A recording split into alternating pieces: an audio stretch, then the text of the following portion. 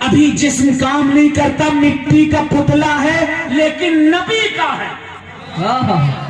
توجہ سے سنیے گا، مٹی کا پتلا ہے لیکن نسبت نبی سے ہے، تعزیہ ہے لکڑی کا لیکن نسبت امام حسین سے ہے۔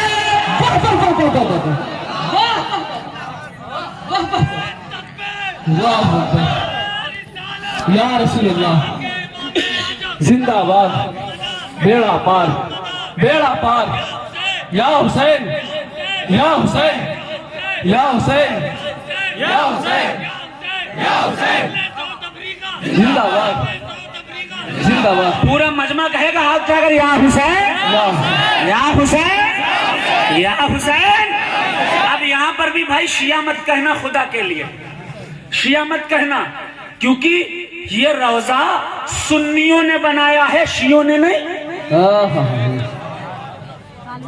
شیعوں نے نہیں، سنیوں نے بنایا ہے۔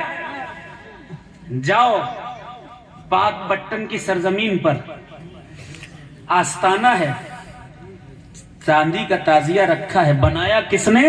غریب نواز نے اپنے ہاتھوں سے بنایا۔ وارث پاک کی بارگاہ میں جاؤ، بغل میں جو آستانہ ہے امام چوک، تقریباً 7 سے 8 روضہ حسین رکھے ہیں، کس نے بنائے؟ وارث پاک خود بناتے تھے، کاندھا لگاتے تھے، روتے ہوئے یا حسین کے نعرے لگاتے تھے۔ واہ واہ واہ۔ ابھی وہ پتلا تیار نہیں ہوا۔ پتلا منسوب جان ہو یا نہ ہو، اگر منسوب کسی نبی سے ہے، کسی ولی سے ہے، اس کی تعظیم کرنی پڑے گی، بے شک، ورنہ ابا واستکبر۔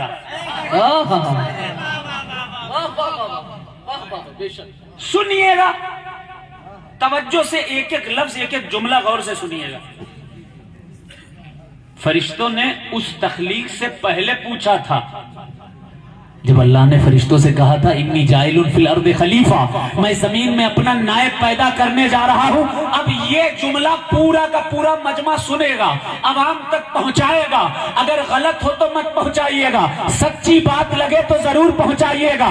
فرشتوں نے کہا اتجعل فیہا من یفسد فیہا ویسفک الدماء نحن نسبح بحمدک ونقدس لک۔ اے اللہ، کیا تو دنیا میں پھر ایسے لوگ پیدا کرنے والا ہے جو آپس میں فتنہ اور فساد کریں گے، خون ریزی کریں گے، مارا پیٹی کریں گے، ایک دوسرے کو ماریں گے، کاٹیں گے؟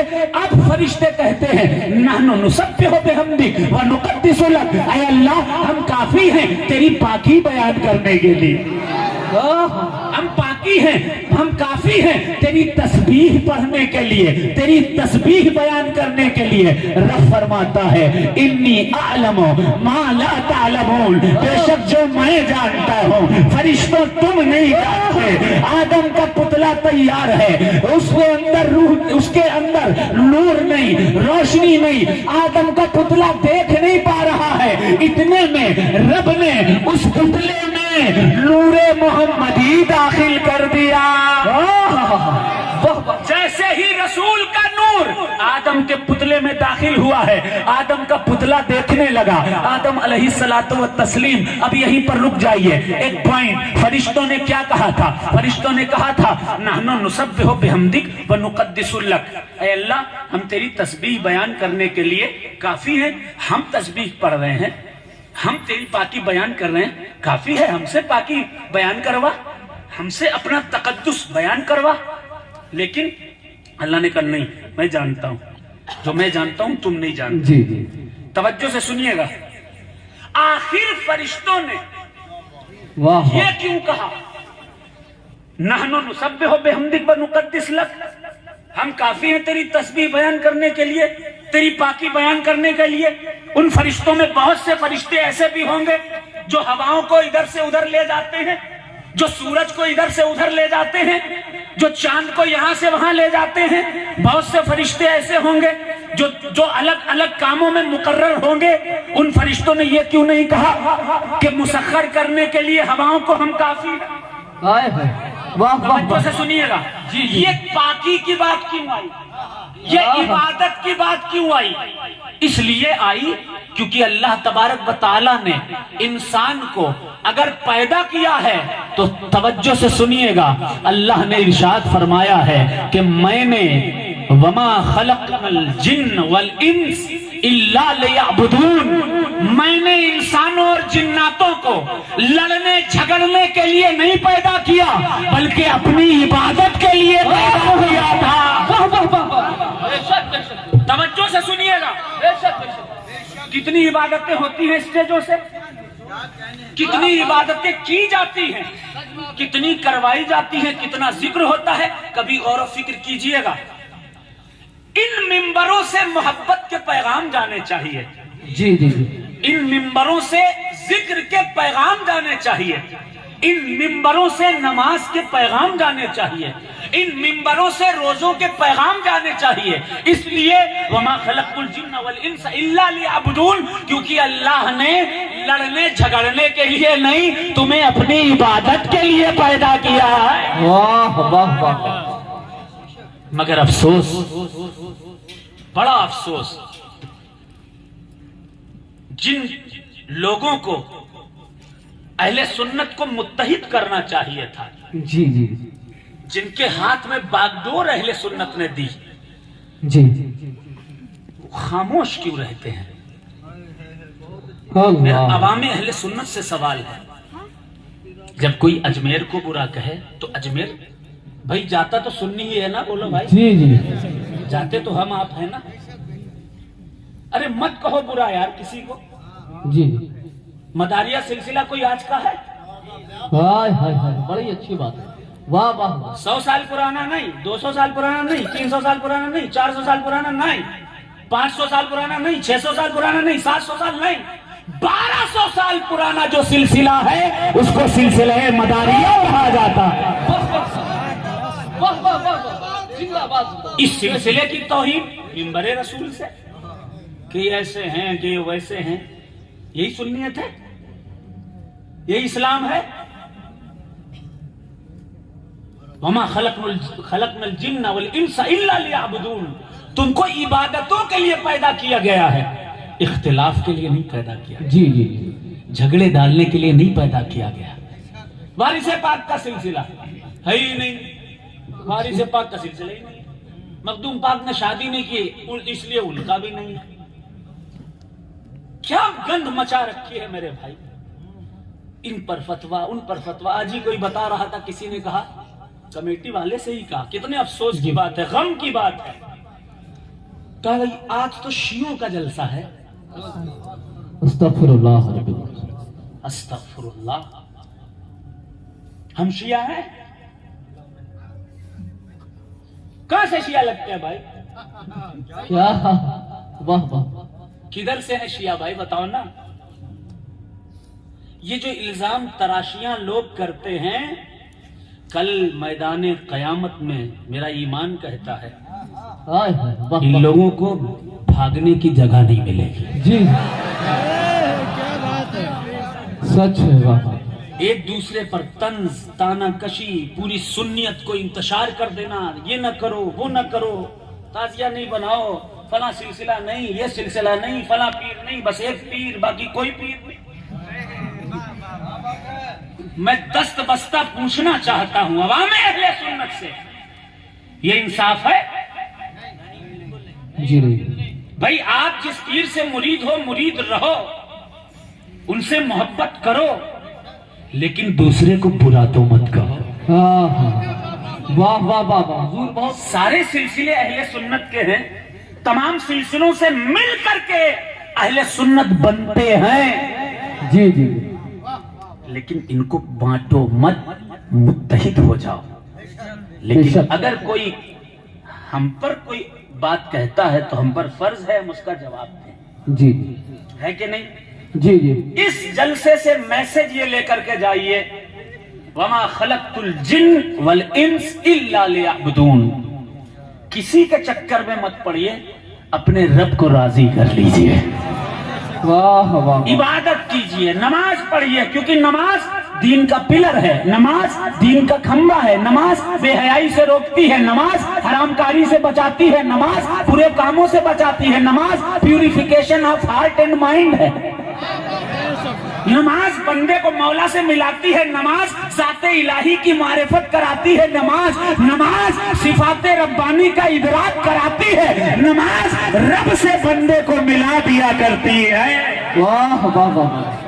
حضور کا ارشاد سنیے، حدیث سنیے، آقا نے فرمایا من ترک صلاۃ الفجر فلیس فی وجہہ نور دفنہ، لیفٹ فجر صلاۃ there will be no light on his face۔ بولے واہ واہ واہ، سبحان اللہ۔ ادھر والے بولتے سبحان اللہ۔ جو فجر کی نماز چھوڑتا ہے اس کے چہرے پر نور نہیں رہتا، آگے والوں کہہ دو سبحان اللہ۔ من ترک صلاۃ الظہر فلیس فی جسمہ قوۃ دفنہ، لیفٹ ظہر صلاۃ there will be no power in his body۔